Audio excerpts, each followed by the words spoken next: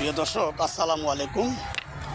রাজধানীর ঢাকা শহর আসলে বিকেল এবং এই সন্ধ্যার যে মুহূর্তটা আসলে সত্যি অপূর্ব একটি মুহূর্ত এবং কি দৃশ্য বলাটা আমার মনে হয় ইতিমধ্যে সকলেই অবগত আছেন। কারণ কি আপনারা জানেন, রাজধানী ঢাকা শহর সারা দিন যে রৌদ্রের তাপ সেটাকে অতিক্রম করে বিহিত করে যখন সন্ধ্যা ঘনিয়ে আসে, এই মুহূর্তটাকে উপভোগ করার জন্য নানান শ্রেণী পেশার মানুষ রাস্তা এবং কি বিভিন্ন জায়গায় ঘুরতে এবং বেড়াতে বা একটু সময় কাটানোর জন্য বের হয়।